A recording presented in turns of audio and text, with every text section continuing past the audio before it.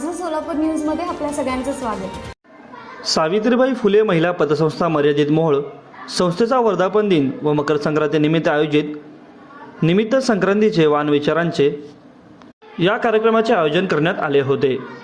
सदर कार्यक्रम हॉटेल लोकसेवा कॉन्फरन्स हॉल मोहोळ येथे करण्यात आले होते. या कार्यक्रमामध्ये प्रमुख उपस्थिती म्हणून मिळून साऱ्या जणी या मासिकेच्या संपादिका डॉक्टर गीता लिविम पुणे, तर अध्यक्षा म्हणून डॉक्टर स्वाती जयंत गोळवलकर, तसेच प्रमुख पाहुणे म्हणून अंजना गोरख फाळके, API दामिनी पथक प्रमुख मोहोळ, डॉक्टर स्मिता प्रमोद पाटील, साहित्यिका पूर्वा भिंगे, सदस्या मिळून साऱ्या जणी मासिक पुणे, महानंदा शरद आंडगे, अध्यक्षा वीरशैव महिला मंडळ मोहोळ, विजयश्री सुधीर गायकवाड, सुपरवायझर कन्या प्रशाला मोहोळ, भारती भारत बरे, संचालिका सावित्रीबाई फुले महिला पतसंस्था, भाग्यश्री रणजित फाटे, तालुका अध्यक्ष जिजाऊ ब्रिगेड, सविता मुकुंद गादेकर गायकवाड, प्राध्यापिका नेताजी कॉलेज मोहोळ. प्रमुख उपस्थिती म्हणून डॉक्टर सानिका शैलेश झाडबुके, स्त्रीरोगतज्ञ, रजनी अशोक कांबळे, महासभापती पंचायत समिती Mohol, Anita Bhalchandra Jadhav, fashion designer Aditi boutique, Malti Deshmukh, police head constable Mohol, advocate Pranjali Sagar Phate, संचालिका सावित्रीबाई फुले महिला पतसंस्था, संजीवनी यशवंत गुंड, उद्योजिका हिरो शोरूम मोहोळ. या कार्यक्रमाचे विनीत संगीता नंदकुमार फाटे, चेअरपर्सन सावित्रीबाई फुले महिला पतसंस्था मोहोळ, ॲडव्होकेट शमशाद मकबूल मुलानी, चेअरपर्सन सावित्रीबाई फुले महिला पतसंस्था मोहोळ यांची उपस्थिती होती. प्रथमतः सावित्रीबाई फुले व संस्थेचे संस्थापक शाहीर विश्वासराव फाटे यांच्या प्रतिमेस अभिवादन करण्यात आले. अतिथी मान्यवरांच्या स्वागतानंतर 10 कोटींच्या ठेवी असलेल्या या महिला पतसंस्थेचे चेअरपर्सन संगीता नंदकुमार फाटे यांनी प्रास्ताविक केले. प्रमुख वक्त्यांचा परिचय पतसंस्थेच्या संचालिका ॲडव्होकेट प्रांजली सागर फाटे यांनी केले. यानंतर मान्यवरांनी आपले मनोगत व्यक्त केले. प्रमुख पाहुण्या म्हणून पूर्वा भिंगे, विजयश्री सुधीर गायकवाड, भाग्यश्री रणजित फाटे, Anita Bhalchandra Jadhav, Sanjivani Yashwant Gund, Savita Mukund Gadekar Gaikwad, police head constable Malti Deshmukh, Mahananda Sharad Andge, माजी सभापती रजनी अशोक कांबळे आदी महिला, तसेच सावित्रीबाई फुले महिला पतसंस्थेचे चेअरपर्सन ॲडव्होकेट शमशाद मकबूल मुलानी, संचालिका भारती भारत बरे, कीर्ती शिवराज शिंदे, सुरेखा अरुण नवनवरे, भाग्यश्री गिरीश चव्हाण, अरुणा राजशेखर घोंगडे, तसेच चंद्रकांत बापू फाटे, निवृत्ती शिंदे, घोटणे गुरुजी, अरुण नवनवरे, अशोक भोसले, जाहिरुद्दीन पठाण सर, समीर सर, आबा गावडे सर आदी मान्यवर, बहुसंख्य महिला वर्ग, पत्रकार हे उपस्थित होते. शेवटी आभार संस्थेच्या संचालिका रेखा सूर्यकांत कांबळे, तर सूत्रसंचालन संध्या आकाश पाटे व संस्थेचे व्यवस्थापक सिकंदर मोजावर यांनी केले. सदर कार्यक्रम यशस्वी करण्यासाठी सावित्रीबाई फुले महिला पतसंस्थेचे कर्मचारी प्रवीण शिंदे, अनुराधा भालेकर, मनीषा हेळकर, तसेच मोहोळ अर्बन बँकेचे व्यवस्थापक सुदर्शन शिंदे, नितीन शिंदे, आमीन अतार, वैशाल्य चव्हाण, आकाश शिंदे, खेलू वाघमोडे आदींनी परिश्रम घेतले. विद्यार्थिनी, सर, सन्माननीय विचारपीठ, अध्यक्ष, प्रमुख पाहुणे आणि प्रमुख उपस्थिती, आपल्या सर्वांना मी नमस्कार करते आणि आपल्या सर्वांचं स्वागत करते. या कार्यक्रमाचं औचित्य असं की आपल्या पतसंस्थेचा वर्धापन दिन आहे. आपण 19 जानेवारीला करतो, पण ही संधी आली की मॅडम नांदेडकर चालत कार्यक्रमानिमित्त, तर पुढे 2 दिवस अलीकडे घेतला कार्यक्रम आपण, पण छान वक्ते आपल्याला मिळाले आणि विचार चांगले ऐकायला मिळाले आहेत. त्याच्यासाठी आपण पुढे 2 दिवस अगोदर घेतलेला हा कार्यक्रम. तर पतसंस्थेच्या माध्यमातून आपली पतसंस्थेची स्थापना 91 साली झालेली आहे. 19 जानेवारी 91 ला पतसंस्थेची स्थापना झालेली आहे. ती स्थापना माझे सासरे भाई विश्वासराव फाटे यांनी पतसंस्थेची स्थापना केली की पतसंस्था काढण्याचं कारण किंवा महिलांना आर्थिक माहिती व्हायला पाहिजे, आर्थिक विकास महिलांचा व्हायला पाहिजे, व्यवहार ज्ञान महिलांना यायला पाहिजे, सून आणि मूल यातच महिला न राहता पैशाचा व्यवहार पण महिलांना कळायला पाहिजे की ठेवणं, काढणं आणि बचत करणं आणि त्यानिमित्त घराच्या बाहेर पडणं. असं म्हणजे 30 वर्षापूर्वी हा विचार आमच्या भाऊंच्या, मी सासऱ्यांना भाऊ म्हणायचे आणि सगळं भाऊ म्हणायचो, भाऊंच्या मनात आला की महिलांसाठी असं काहीतरी करायला पाहिजे की बाबा जेणेकरून महिला बाहेर पडतील. त्यावेळेस 30 वर्षापूर्वी काहीच असं म्हणजे हे नव्हतं की फक्त मुलांचा अभ्यास घेणं आणि हे करणं असंच होतं. तर त्या निमित्ताने महिला बचत गट काढले, महिला मंडळ काढणं आणि महिला मंडळाच्या माध्यमातून पतसंस्थेची स्थापना झाली. पतसंस्थेची स्थापना झाली की याच्यासाठी की महिलांना आर्थिक व्यवहार माहिती व्हायला लागले, पण त्याच्यातून महिलांची बचत व्हायला लागली, बचतीचं महत्व महिलांना कळायला लागलं आणि त्याच्यातूनच लघुउद्योगाची निर्मिती झाली की छोटे छोटे लघुउद्योग असते पण त्यांना थोड्या थोड्या ह्याच्यासाठी अडचण येते किंवा ती पैशाचे थोडं प्रॉब्लेम येतो की कुठून हे करायचं काय असं म्हणजे साधी शिलाई मशीन घ्यायची म्हटलं तर सुद्धा घरच्यांचा थोडा विरोध असतो की काय करायचं. मग अशा वेळेस आपण पतसंस्थेतून त्यांना कर्ज उपलब्ध करून देतो आणि पतसंस्थेच्या माध्यमातून त्यांच्या लघुउद्योगाला मदत होते.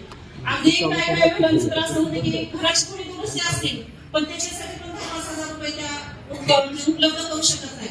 तर अशा महिलांना सुद्धा आपण मदत करतो की ज्या अगदी गरजू महिला आहेत त्यांना.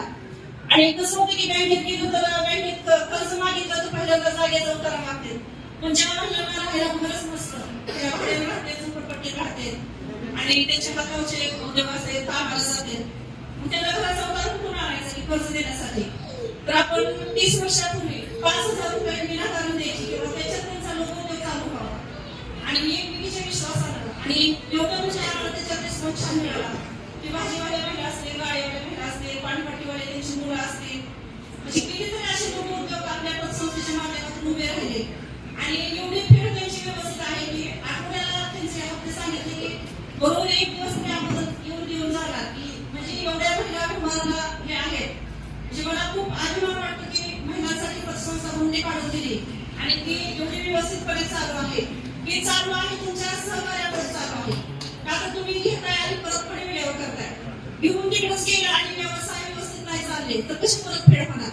तर तुमच्या मनात जिद्दची काठी आहे परतफेड व्यवस्थित आहे त्यामुळे आम्ही वरच्यावर पुढचं पाऊल टाकतोय आणि ही तुमची जी साथ आहे सर्वांची खूप मुलाची साथ आहे. कुठलंही काम करताना ग्रुप ऍक्टिव्हिटी खूप छान होते एकट्याने काहीच करू शकत नाही.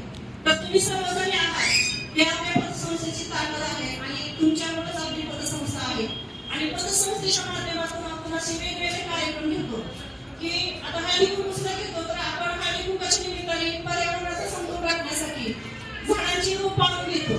त्या रोपात सुद्धा आपण व्हरायटी आणतो किंवा निस्त्याशी उंच जाणारे झाडच नाही. काय काय वेळा दुसऱ्या रोगात राहतात काय असं राहतात तर त्यांना तुम्ही फुलाची रोपं फळाची रोपाची व्हरायटीमध्ये रोप आणून देतो की जेणेकरून त्याचा उपयोग व्हावा त्यांना आणि पर्यावरणाचा समतोल राखावा. तेवढ्याच्या निमित्ताने आपण व्याख्यान ठेवतो किशोरवयीन मुलीच्या समस्या किशोरवयीन मुलीच्या आईच्या पण समस्या असतात किंवा मुलगी वयात आली तर आईचा निमित्त नातं कसं असावं यावर पण आपण व्याख्यान ठेवतो. परत महिलांच्या 40-45 नंतर मोनोपाज असतो तो मोनोपाज महिलांना सुखच कसा व्हावा याच्यावर पण आपण मार्गदर्शन करतो. महिलांच्या आरोग्यावर आहारावर त्यांनी व्यायाम याच्यावर पण आपण मार्गदर्शन करून व्याख्यान ठेवतो. म्हणजे असं वेगवेगळं आहे आपल्या पतसंस्थेचं. महिलांसाठी आपण आम्ही 25-30 वर्षाला पूजारी कार्यक्रम घेतो. महिलांचं मनोरंजन करायचं त्यावेळेस एवढा मुलांना प्रतिसाद असतो की 500-700 महिला जमा होते आणि आमची सगळ्या अशा मिळून प्रत्येकाला असं वाटतं की हा माझाच कार्यक्रम आहे आणि त्याच्यामुळे या कार्यक्रमाला उठावदारपणा येतो की असं कुणाला वाटत नाही की हा नारीचा कार्यक्रम आहे. प्रत्येकाला वाटतं की हा माझा कार्यक्रम आहे. आपले मागणी सगळे येते त्याच्यातच म्हणजे एक असा परिवार झाल्यासारखा झालेला आहे हा आणि एवढे कार्यक्रम मोठ्या प्रमाणात होते. आता सुनीला वेळेचा कार्यक्रम 15 वर्षाचा कार्यक्रम झेंडावंदनाचा कार्यक्रम पहिल्यापासून आपण महिलांच्या हस्ते करतो किंवा महिला पुढे आल्या पाहिजेत महिलांनी 4 वाट्यात मिसळायला पाहिजे त्यांचे विचार पुढे आले पाहिजेत आणि कर्तृत्ववान महिला दिसल्या तर आणखी म्हणजे आपल्या थोडं प्रोत्साहन येते की बाबा या महिला कर्तृत्ववान दिसले. तसं मी फायदे मॅडमला पण फोन केला म्हटलं की तुम्ही ड्रेसवर या ड्रेस आमचा अभिमान आहे तुमचा मग तुम्ही ड्रेसवर आलात तर आम्हाला सुद्धा वाटलं की बाबा माझ्या पण लेकी सुना नाती अशा ड्रेसमध्ये आम्हाला दिसायला पाहिजे की जेणेकरून प्रोत्साहन घ्यायला पाहिजे किंवा देशमुख मॅडमला पाटील मॅडमला म्हणजे तुम्ही ड्रेसवर या ड्रेस आपला अभिमानाचा आहे आणि तुम्ही ड्रेसवरच आम्हाला छान वाटतं. तर त्यांनी विनंतीला मान दिला आणि ड्रेसवर आल्या आणि त्यांच्या सहकारी पण देशमुख मॅडम बाकीच्या मॅडम सगळ्या ड्रेसवर आल्या. खूप छान वाटलं की त्यांना पण म्हणजे असं महिलांचे कार्यक्रम अटेंड करायला पाहिजे की त्या ड्युटीवर असतात आणि त्या ड्युटीवर आहेत म्हणून आपण सुरक्षित आहे.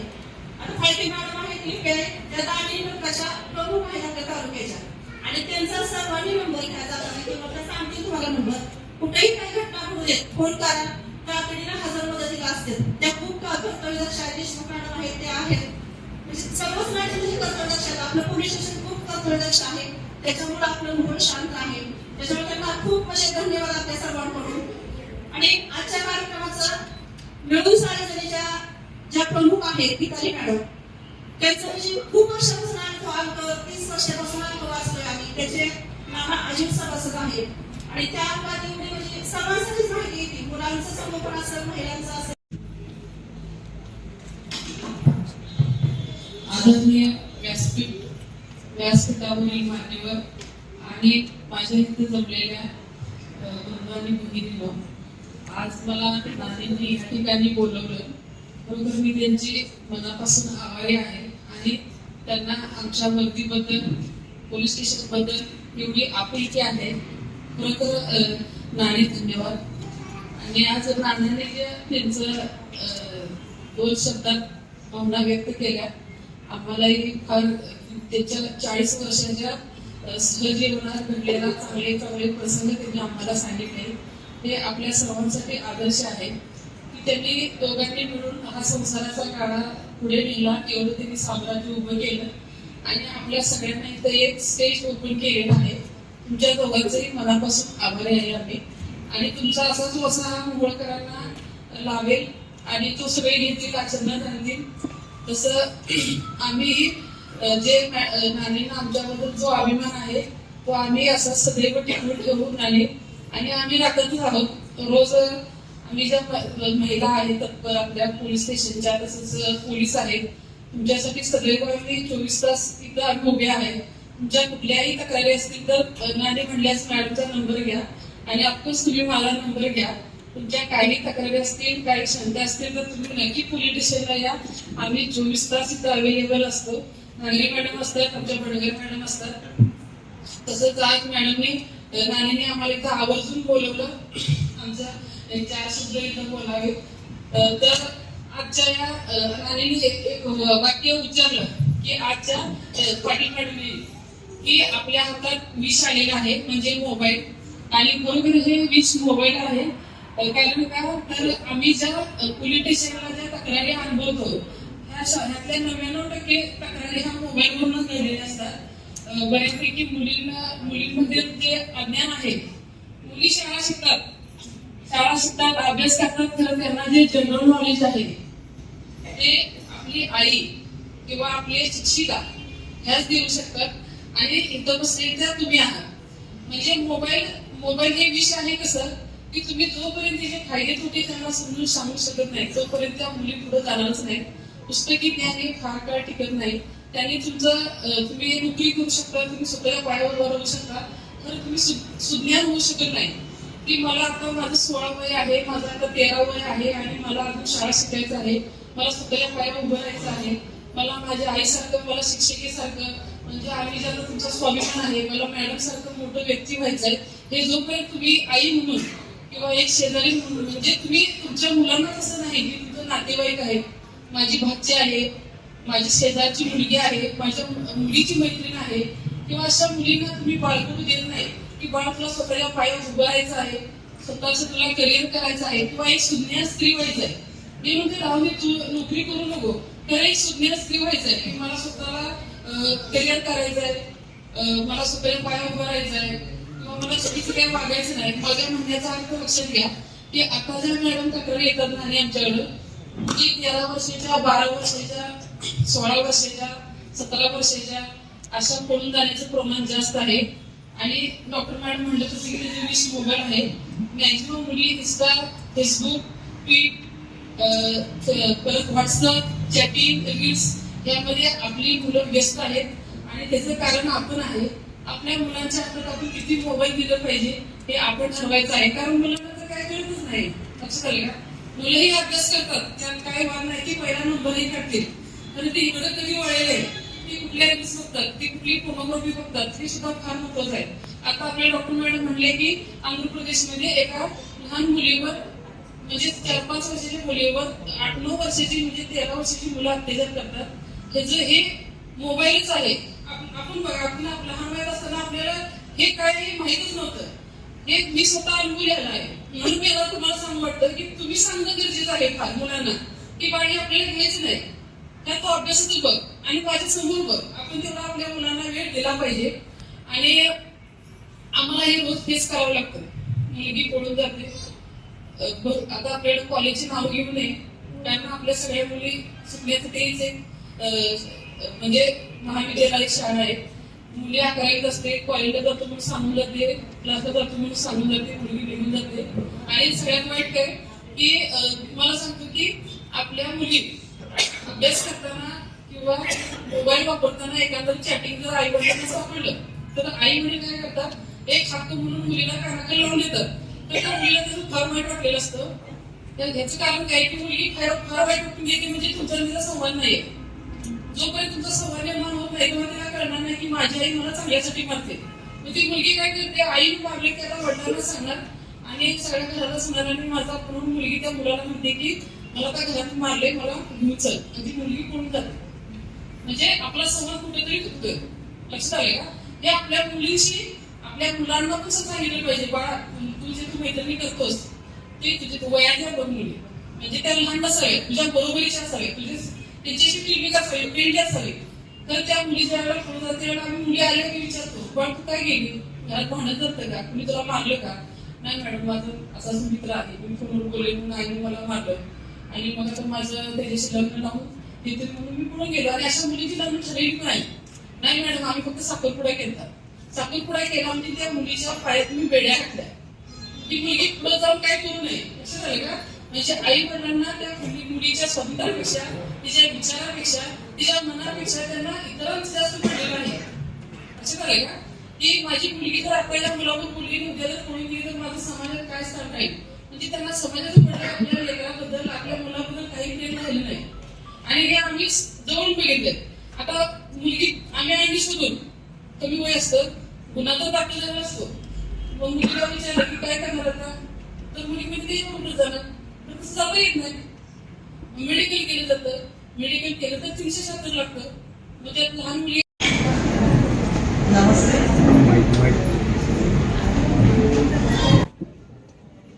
नमस्ते उपस्थित महिलांनो. आजचा कार्यक्रम नाना आणि नानी यांनी खूप उत्तम प्रकारे ऑर्गनाईज केला, आयोजित केला. याबद्दल सर्वप्रथम त्यांचं अभिनंदन. खूप मोठ्या प्रमाणावर आपण घरचे कार्यक्रम सोडून आणि संक्रांतीच्या सणाचा उत्साह मनात धरून इथपर्यंत आणला. याबद्दल आपल्याही सगळ्यांचं कौतुक आणि अभिनंदन. व्यासपीठावरचे सर्व मान्यवर आणि आपल्या प्रमुख वक्ते या सर्वांना वंदन करून मी माझं अगदी म्हणणं हात थोडक्यात म्हणणार आहे. स्त्री भान या विषयावर आपल्याला गीताली मॅडम इतकं उत्तम वक्तव्य लाभलेलं आहे. त्यामुळे आपण त्यांना काय उत्सुक आहात त्याचं भान मला पूर्ण आहे. पण मी नाती या विषयावर बोलायला जास्ती करून इच्छुक आहे. नाती सांभाळावी कशी आणि वाढवावी कशी याचं खरं म्हणजे उत्तम उदाहरण हे नानींचं घर आहे. आपण बघू 3 पिढ्या अत्यंत आनंदाने आणि कशा सांभाळायच्या हे नाना नानींच्याकडनं सगळ्यांनी आपण घ्यावं अशी परिस्थिती आहे. घर असावे घरासारखे नकोच नुसती नाती, इथे असावा लळा जिव्हाळा नकोच नुसती नाती, अशी एक कविता प्रसिद्ध आहे ती आपण सगळेजण ऐकून आहोत. आता नाती म्हणावी तर आपली नाती सुरू कुठून होतं, तर आपण जन्म घेतो तर माता पित्यांपासून. माता पित्यांच्याकडं मुलगी वाढते, ती लाडाची लेक. आता लेकीचं स्वागत आनंदाने केलं पाहिजे इतपत सुधारणा झाली असं आपण समजायला हरकत नाही. लेकीचं जन्मच नाकारणं ते करण्यामध्ये सुद्धा आपण बायकाच पुढे होत आहोत. कशाच्याही प्रेशरने, कुटुंबाच्या प्रेशरने असेल, सामाजिक प्रेशरने असेल. पण निदान मला असं वाटतंय की आपली सुधारणा निदान मुलगा मुलगी समान मानून मी होईल ते अपत्य आनंदाने स्वीकारेल इथपर्यंत तरी आपली आता मानसिक अवस्था झाली असं म्हणणं जरा थोडं धाडसाचं आहे. पण निदान आपण स्त्री जन्म नाकारतोय हे चुकीचं करतोय इतपत बोचणी लागले इतपत तरी आपण जागृत झालो असं. आता लेक लाडकी म्हणून स्वागत करण्याचे सोहळे पण तेवढेच आपण ऐकतो. परंतु आता मी दुसरीकडे पण म्हणते की आपली लेक शिकते आहे, सरकारी योजना पण भरपूर आहे, शिकवलं जाते. त्या शिक्षणामध्ये फक्त शालेय शिक्षण हे शाळेतून मिळतं. बाकी व्यक्तिमत्व विकास हा जो भाग आहे त्याला शाळेमध्ये आता फार वेळ देता येत नाही, कारण शिक्षणाची स्पर्धा आणि त्याच्यासाठी असणारी धावपळ इतकी झाली आहे की दिवसभर क्लास, ट्युशन आणि अभ्यास याच्यामध्ये शिक्षकांना पूर्वी जे काही संस्काराला वेळ होता तो आता कमी झालाय. मूल आपल्या सहवासात जास्तीत जास्त वेळ असतं, त्यामुळे ती जबाबदारी आपोआपच सर्वात जास्त येते ते आईकडे येते. त्यामुळं काही बंधनं हे आपण स्त्री स्वातंत्र्यावरचा घालालेला या दृष्टीनं घ्यायची नाहीये. ही आपली जबाबदारी आहे आणि उद्याचा समाज घडवण्याची मोठी जबाबदारी ही निसर्गाने कितीही आपण बरोबरी केली तरी निसर्गातलं काही जबाबदाऱ्या त्या स्त्रीला आनंदाने आणि हिरिरीने स्वीकारून पार पाडणं हे फार गरजेचं आहे. आपली भारतीय कुटुंब व्यवस्था हे आपलं सामर्थ्य आहे आणि कुटुंब व्यवस्था टिकून राहिली आणि व्यवस्थित सांभाळली गेली तरच आपला समाज म्हणून आपण चांगलं पुढे येणार आहोत. त्यापैकी मुलांचा संस्कार आणि मोबाईलपासून संरक्षण या विषयावर पाटीलने खूप सुंदर मार्गदर्शन केले. त्या विषयावर मी पुन्हा बोलणं हे चुकीचं आहे.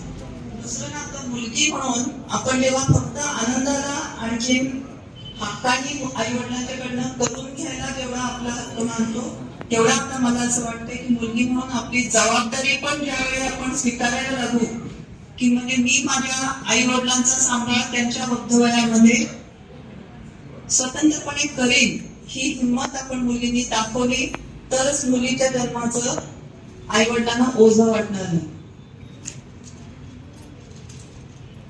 दुसरी भूमिका स्त्रीची येते नातेसंबंध सांभाळण्याची, म्हणजे त्यानंतर पुढं तिचं लग्न होतं. लग्न झालं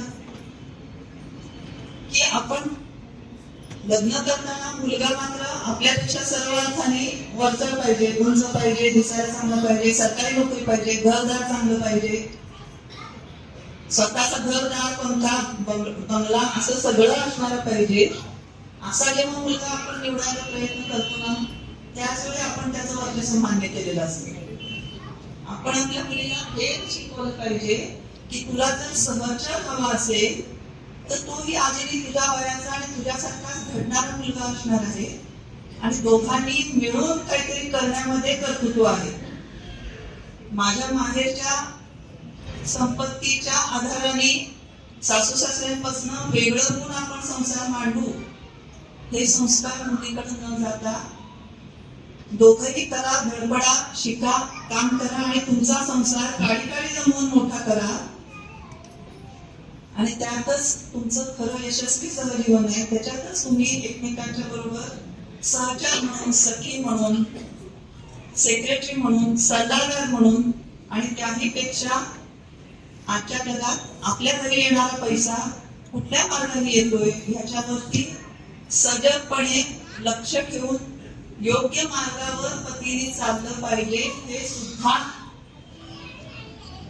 एक प्रकारचं कठोर कर्तव्य आता बायका म्हणून आपल्याला निभावण्याचे दिवस आहेत.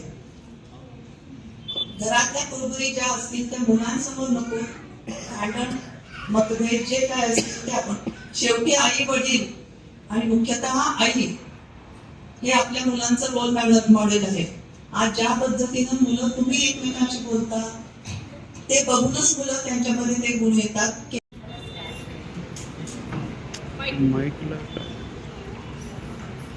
सर्वांना नमस्कार आणि संक्रांतीच्या आणि नववर्षाच्या हार्दिक हार्दिक शुभेच्छा. आजचा कार्यक्रम नालेंनी माझ्या खात्यात घेतलेला आहे. तर यासाठी पहिल्यांदा मी नाना नानींचे खूप खूप मनापासून आभार व्यक्त करते. गीताली ताई इथून जाणार सुद्धा नांदेडला, जाता जाता महिलांना थोडंसं काहीतरी मी बोलेल आणि मग पुढं जाईल असं त्या म्हणाल्या आणि मी नानींकडे ही इच्छा व्यक्त केली आणि नानींमुळे तुम्ही सगळ्याजणी इथं आलात.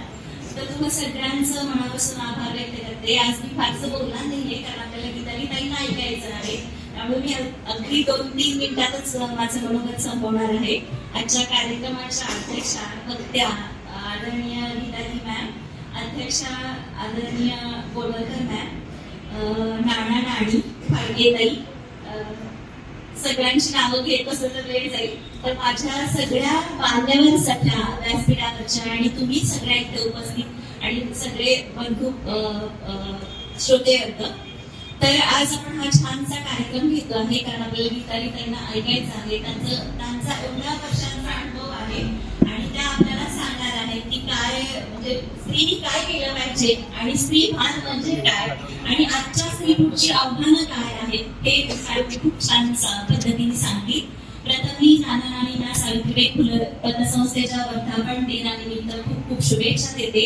या संस्थेमुळे अनेक महिलांच्या संसाराला छान असा हातभार लाभलेला आहे आणि महिला अर्थसाक्षर झालेल्या आहेत. त्यामुळेच जे संसार छान चाललेले आहेत जे सदस्यांचे वगैरे ते त्यामध्ये नाना नानींचा खूप मोठा हातभार आहे असं मला वाटतं आणि म्हणूनच या संस्था अशीच बहरत जावो. हा वटवृक्ष बहरलाच आहे, आणखीन असाच बहरत जावो, आणखीन खूप सगळ्या जणी आपण त्यांना जोडल्या जाऊ अशी आशा व्यक्त करते. आणि शेवटी हे सांगते की स्त्री म्हणजे काय असते. एक सिंधूतल्या आजीला तिची नात विचारते, आजी स्त्री म्हणजे काय असते ग? आजी स्त्री म्हणजे काय असते ग? तुडवली तर वाघी नसते, डिचवली तर नागी नसते, आकाशात कडाडणारी वीज असते, गोजिऱ्या तांदुळ्याची मीज असते आणि बर्फ पोरी तिच्याच गर्भात उद्याच्या सूर्याचे बीज असते, तिच्याच गर्भात उद्याच्या सूर्याचे बीज असते. खरं म्हणजे स्त्री म्हणजे खूप काही असते. तिच्यामध्ये प्रचंड ऊर्जा असते, तिच्यामध्ये प्रचंड ताकद असते आणि संसाराचा जगाचा सगळा भार वाहून नेण्यासाठी तिचे खांदे बळकट असतात. आणि हे सिंधू संस्कृतीच्या स्त्रीने आपल्याला दाखवूनच दिलेले आहे की स्त्री भारतीय स्त्री सुद्धा कशातही कमी नव्हती. प्रचंड ताकदवान होती, सृजनशील होती, सर्जनशील होती, नवनिर्माणाच्या सगळ्या क्षमता असणारी सिंधू संस्कृतीची स्त्री होती आणि त्या स्त्रीने इतिहास घडवला. म्हणून ज्यावेळी आपल्यामध्ये भारतामध्ये सिंधू नदीच्या तीरावरती मानवी वस्ती निर्माण झाली तर त्यावेळी त्या वस्तीवरती स्त्री ही त्या कुटुंबाचा गणाचा प्रमुख आधार होती, केंद्रस्थानी होती. आणि आज आपण ज्या कुलदेवींना जातो जसं तुळजाभवानी, सप्तशृंगी, कोल्हापूरची अंबाबाई, ह्या सगळ्या आपल्या आद्य स्त्रिया आहेत की ज्यांनी आपल्या कुलांचा भार वाहिला, गणांचा भार वाहिला आणि जे शेतीमध्ये उत्पन्न निघतं त्याचं समान वाटप केलं, गणांना समता शिकवली. म्हणूनच ह्यांना आपण कुलस्वामिनी मानतो आणि त्यांच्याकडे आपण जात असतो. तर ह्या आद्य स्त्रिया जितक्या कणखर होत्या तितक्या कणखर आज आपण राहिलो नाही. आपलं मूळ स्वरूप अत्यंत हिनकस झालेलं आहे आणि म्हणून एकेकाळी सोनेची चिडिया असं ज्या भारताला म्हटलं जायचं तो भारत आज प्रचंड अविकसित आहे, विकसनशील आहे असं म्हणतो. तो कधी काळी विकसित होता कारण स्त्री विकसित होती आणि म्हणून देश विकसित होता. आणि नंतरच्या मधल्या काळामध्ये स्त्री खूप मागे गेली. तिने शिकणं म्हणजे सुद्धा महापाप झालं आणि मग ती चार भिंतीतच गाडली गेली आणि मग ह्या देशाला सुद्धा अधोगती झाली. म्हणून देश पुढे जायचा असेल तर आधी स्त्रीने पुढे गेला पाहिजे आणि स्त्रीने साक्षर व्हायला पाहिजे. तर जे देश आजपर्यंत पुढे आहेत जसं की अमेरिका आहे, चीन आहे, हे देश का पुढे आहेत तर तिथली स्त्री पुढे आहे. म्हणजे देशाची प्रगती ही स्त्रीच्या प्रगतीवर अवलंबून असते. त्यामुळे स्त्रीमध्ये आत्मभान येणं अतिशय गरजेचं आहे. स्त्रीला आपल्या सामर्थ्याची जाणीव होणं अतिशय गरजेचं आहे. आज भारताचा GDP मध्ये स्त्रियांचा टक्का फक्त 17.5 आहे आणि जर 50% स्त्रिया जरी पुढे गेल्या, त्यांनी प्रगती केली तरी तो सुद्धा GDP अगदी 9.5 वरती जाऊ शकतो. म्हणजे आपला देश पुढे जाण्यासाठी आपलं पुढे जाणं महत्वाचं आहे. आणि आज महिला पुढे जात असतानाच मोबाईल सारखं घाणेरडं यंत्र आपल्या सगळ्यांच्या हातात आहे आणि त्याच्यामुळे नवीन पिढ्यांवर इतके वाईट संस्कार व्हायला लागले की आंध्र प्रदेशमधल्या नांदेडमध्ये 6वी-7वीच्या मुलांनी 12-13 वर्षाच्या मुलांनी 8 वर्षाच्या मुलीवर अत्याचार केला आणि तिला संपवलं. म्हणजे आज आपण बाहेर पडायचं म्हटलं तरी सुरक्षेचा खूप मोठा गंभीर प्रश्न आहे. स्त्रीच्या सुरक्षेचा प्रश्न, तिच्या प्रगतीचा मोठा अडचण आहे. तर हा अडचण दूर करणं आपल्याच हातात असतंय कारण आपल्या मुलांना संस्कार देणार सुद्धा आपणच असतो.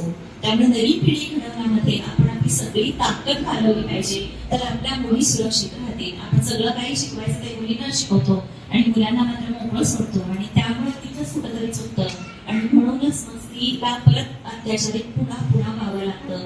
एका तासामध्ये 60 ते 90 बलात्कार होतात.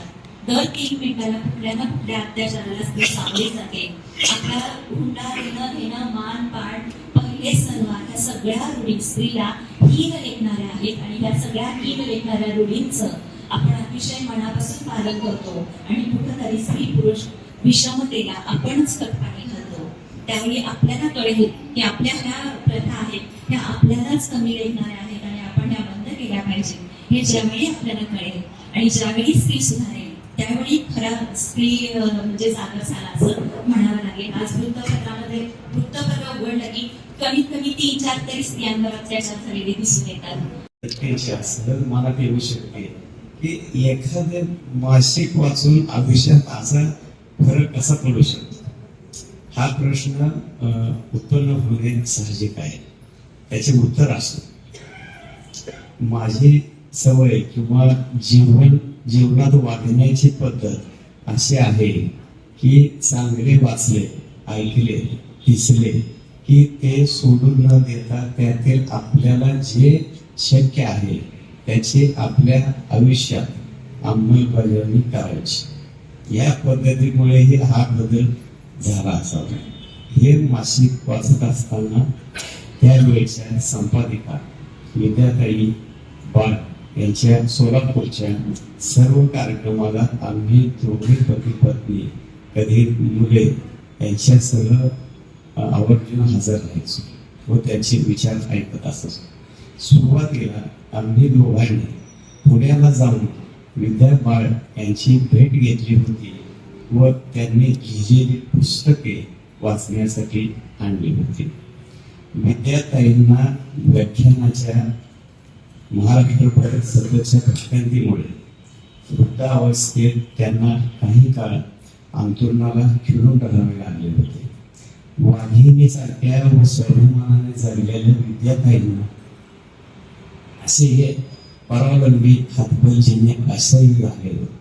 त्यावर त्यांनी इच्छा मरणाच्या तात्पर्याला माहिती नाही, परंतु इच्छा मरण यावर एक लेख मासिकात लिहिला होता. मिळून सांगायला या मासिकात परदेशात इच्छा मरणाचा अधिकार आहे, आपल्या देशात तो असावा असे वेगळे एक मत त्यांनी स्पष्टपणे मांडले. तुम्हाला आठवत, आमच्या सांसारिक जीवनात आनंदाचा झरा सतत निर्माण करणाऱ्या या मिळून साऱ्या परिवाराचे मी अंतःकरणपूर्वक आभार मानतो. गीताली ताई, मला तुमच्या मासिकातील मजकूर विचाराबद्दल प्रतिनिधित्व व्यक्त करायची होती. कैलासवासी विद्याताई बाळ यांच्या वैचारिक सामाजिक अंतर वारसदार म्हणून सर्वांसमोर मला तुमच्या पाया पडायचे होते.